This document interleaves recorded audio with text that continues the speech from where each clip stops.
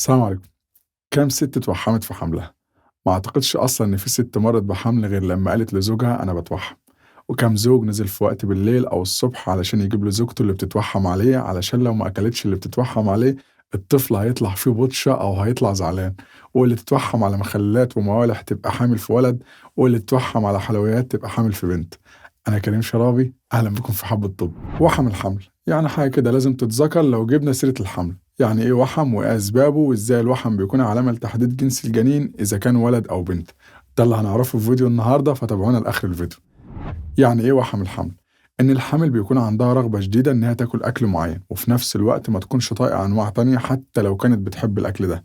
ومش بس كده، كمان في حوامل بتوحم على حاجات مش بتتاكل أصلا، زي الرمل والطين والفحم ومعجون الأسنان.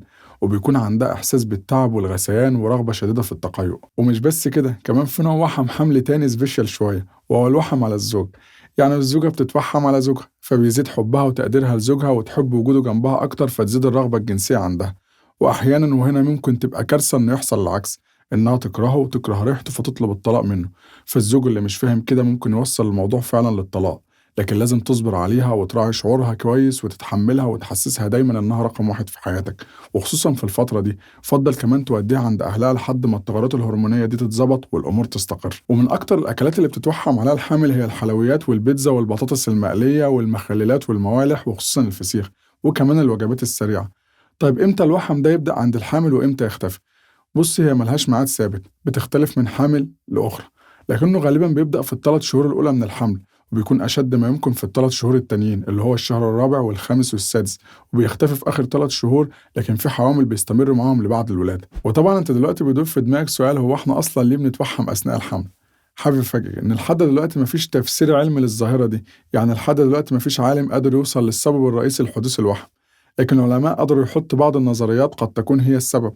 واللي منها إن في بداية الحمل هرمونات الحمل وخصوصا البروجسترون بتزود وصول إشارات عصبية إلى منطقة الأولفاكتوري بالب، اللي هي منطقة الشم. وبالتالي حاسة الشم بتزيد عند الحامل أضعاف مضاعفة من أي سيدة عادية. وبالتالي الحامل بيكون عندها استفزاز للروائح المختلفة، وده بيزود عندها إفراز اللعاب اللي بدوره بيخلي المعدة تزود إفراز هرمونات الهضم. فالحامل تلاقي نفسها إنها بتتوحم على أكلات معينة أو مشروبات معينة اللي شمت ريحتها. لكن في علماء قالوا ممكن يكون السبب في وحم الحمل هو إن يكون عندها نقص في بعض الفيتامينات والمعادن في جسمها، فالجسم بيديها إشارة علشان تاكل الحاجات دي. وده ممكن يفسر وحم الحامل على الطين، لأن في كتير من المعادن زي الكالسيوم والمغنيسيوم والحديد والنحاس.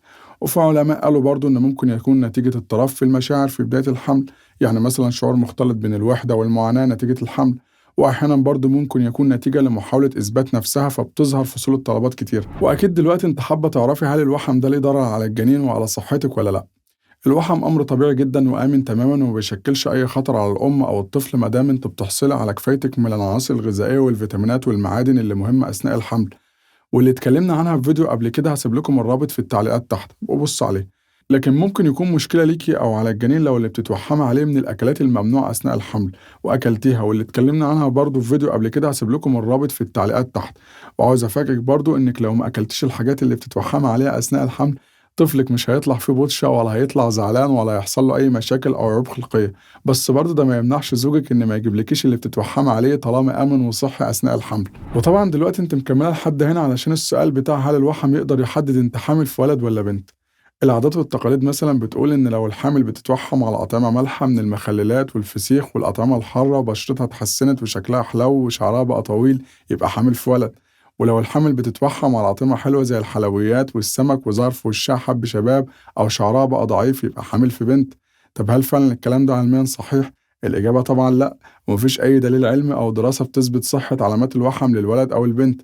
يعني الموضوع ده عبارة عن خرافات كده، وتحديد الجنس بيتم فقط عن طريق السونار وما بنعتمدش على أي علامات أو أعراض أخرى للحمل.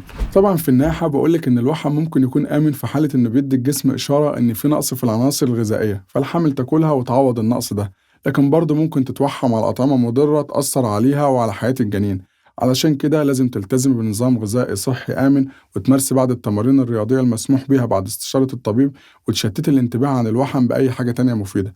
ورسالة للزوج إن لازم تكون صبور وتراعي شعورها وتتحملها، وتستمتعوا بالحمل سوا بجميع مراحله. وربنا يرزقكم يا رب بالذرية الصالحة، وربنا يحفظنا جميعا.